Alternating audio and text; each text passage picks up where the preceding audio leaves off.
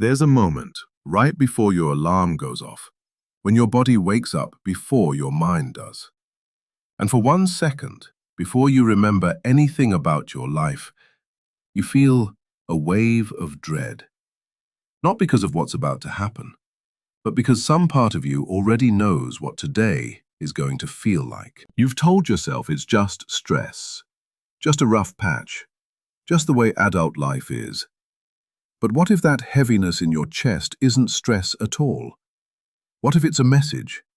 One your mind has been ignoring for years, but your body has been keeping score of every single day. Maybe you've noticed it already.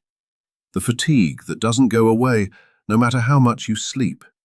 The way your shoulders are always tight before you even open your laptop. The headaches show up like clockwork right around the time your workday begins. Your body isn't broken, it's talking. For a while, you can outrun it. Coffee in the morning, a drink in the evening. Weekends that disappear in a blur of recovery and dread for the week ahead. But somewhere underneath all of that, there's a quieter voice. One that's been trying to get your attention for a very long time. Carl Jung spent his life studying something most people never think about. The difference between the life we're living and the life that's actually trying to live through us. And he believed that when those two lives diverge too far, the unconscious doesn't stay quiet. It finds other ways to speak. Maybe your job isn't terrible. Maybe the pay is decent. Maybe your co-workers are kind. Your boss isn't cruel. And on paper, everything looks fine. And that's exactly what makes this so confusing. Because if nothing is technically wrong, why does something feel so wrong? This is the trap so many people fall into.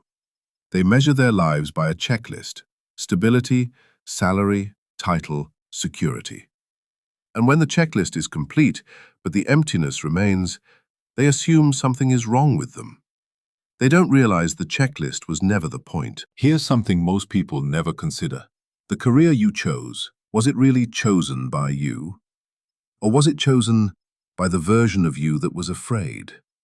The version that needed to please a parent, prove something to a teacher, or survive a household where being practical meant being safe. Psychologists call this early conditioning, the quiet rules we absorb long before we're old enough to question them. Be responsible. Don't be selfish. Choose something stable. Nobody sits you down and says these things directly, but you learn them anyway, in the silences, in the praise, in what got rewarded and what got ignored. And so you built a life around being the responsible one, the dependable one, the one who has it together. And for a long time, that identity served you well. It got you the job, the approval, the sense that you were doing everything right. But identities built on survival have a hidden cost. Jung had a name for this outer identity, the mask we wear to function in the world. He called it the persona. And the persona isn't a bad thing. Everyone needs one. The danger isn't wearing the mask. The danger is forgetting that it's a mask at all. For years, your persona has been doing its job. Showing up, performing, saying the right things in meetings, smiling at the right moments, being the version of you that the world expects to see. But somewhere behind that mask, a quieter self has been waiting, and waiting, and waiting. This is the part most people skip past, because it's uncomfortable. But it's also where everything starts to make sense. That heaviness you feel isn't depression in the way you've been told to think about it. It's something closer to grief. Grief for a life you haven't been allowed to live. And here's the part that might be hard to hear. That grief doesn't just live in your mind. The unconscious doesn't only speak in thoughts and dreams.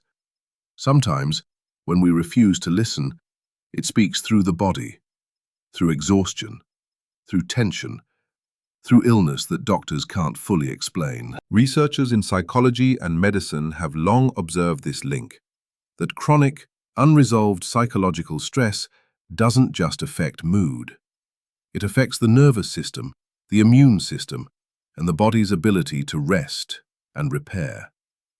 Your body isn't malfunctioning, it's responding, exactly as it's designed to a life that feels unsafe. So when you feel that dread on Sunday night, when your stomach tightens before a meeting that has nothing threatening about it, when you find yourself staring out the window for minutes at a time, not really thinking about anything, that's not weakness.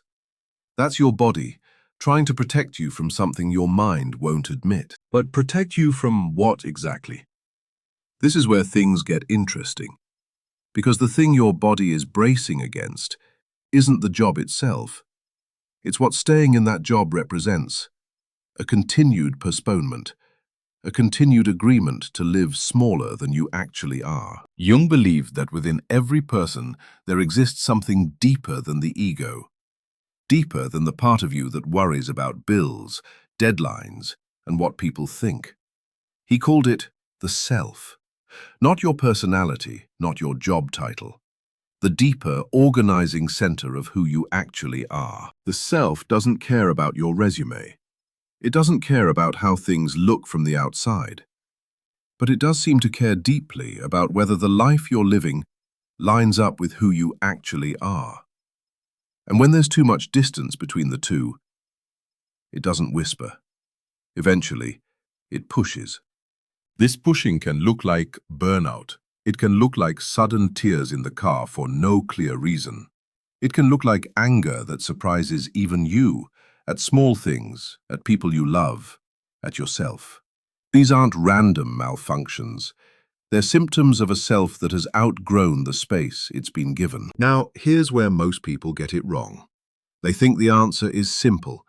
Quit the job, find a new one, problem solved. But Jung would have pushed back on that. Because if you don't understand why you ended up here in the first place, you'll build your next life on the same foundation. The real question isn't what job should I do instead. The real question is, what part of yourself have you been postponing? What did you want before anyone told you it wasn't realistic?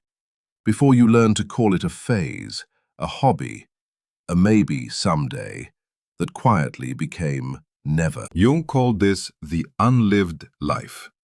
And he believed it doesn't simply disappear when we ignore it. It goes underground. It becomes part of what he called the shadow. Everything about us that got pushed out of view because it didn't fit the role we were playing. And here's the uncomfortable truth.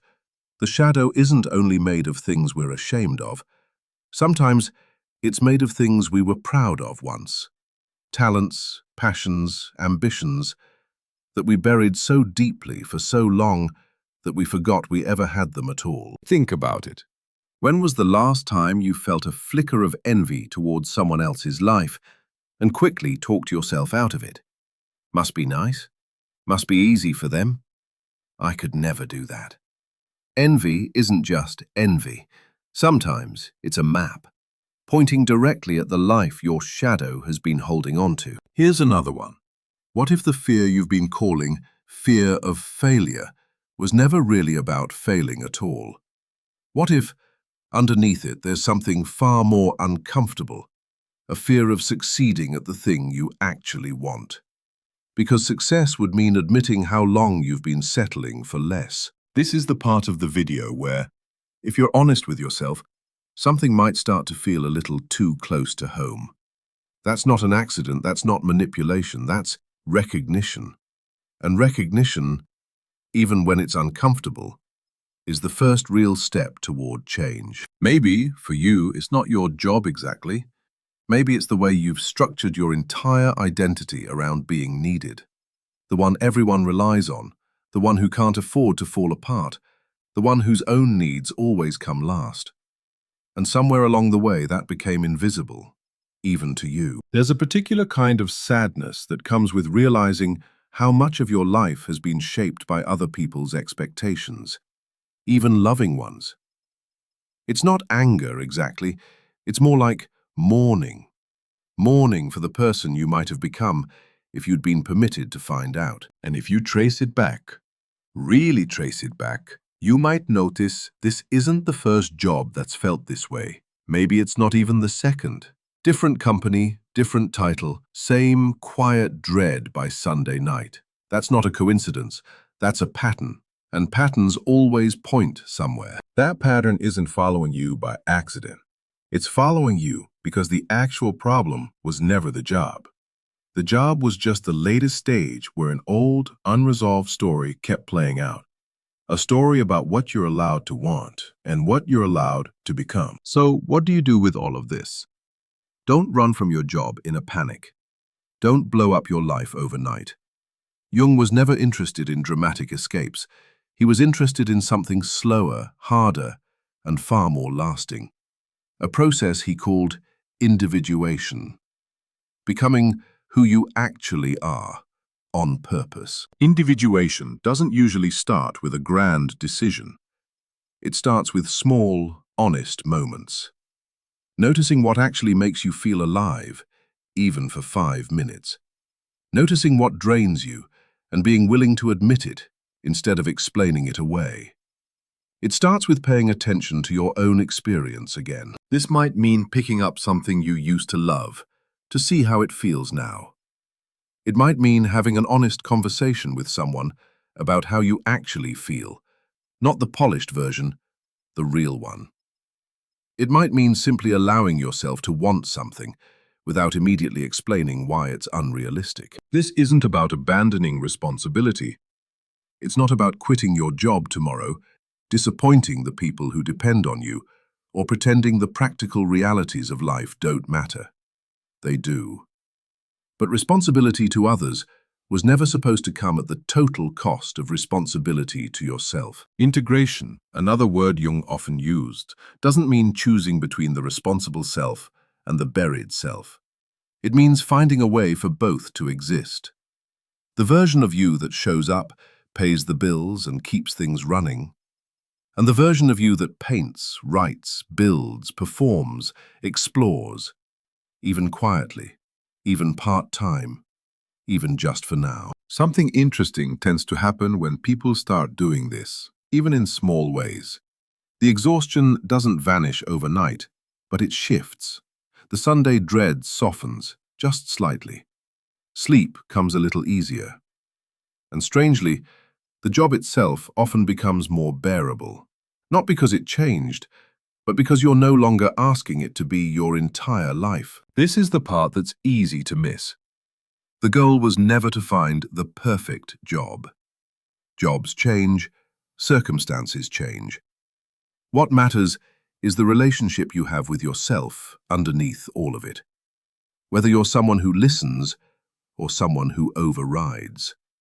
That relationship is the one thing you carry into every chapter of your life. You might still go to the same job tomorrow.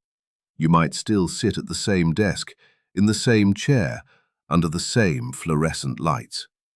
But something will be different, quietly, internally. Because once you've heard what your body has been trying to tell you, you can't fully unhear it again. And maybe, over time, that quiet shift becomes something more. A conversation you finally have, a class you finally take, a door you finally open, not out of desperation, but out of a kind of readiness that wasn't there before. Not because the dread forced you, because you were finally listening. So if you felt that heaviness, the one that doesn't quite make sense on paper, maybe stop trying to fix it as a problem. Maybe start treating it like a message because your body was never working against you. It's been trying to bring you home to yourself this entire time. Jung once wrote that the privilege of a lifetime is to become who you truly are. Not who you were told to be, not who was easiest, safest, or most convenient. Who you actually are. Underneath the persona, underneath the conditioning, underneath all the years of quiet postponement. So here's the real question this video was always asking. Not, should you quit your job, but this. If your body could speak freely, without fear, without needing to be practical, without worrying about what anyone else would think, what do you think it would finally tell you? You don't have to answer that today. You don't even have to answer it out loud. But the next time you feel that familiar heaviness creep in, on a Sunday night, in a quiet meeting, in the space between waking and getting up, try not to push it away. Just for a moment, listen, because your soul has been patient, far more patient than you've given it credit for. It's not in a hurry, and it's not angry. It's just waiting, quietly, steadily, for the moment you finally turn around and notice that it's been walking beside you the entire time.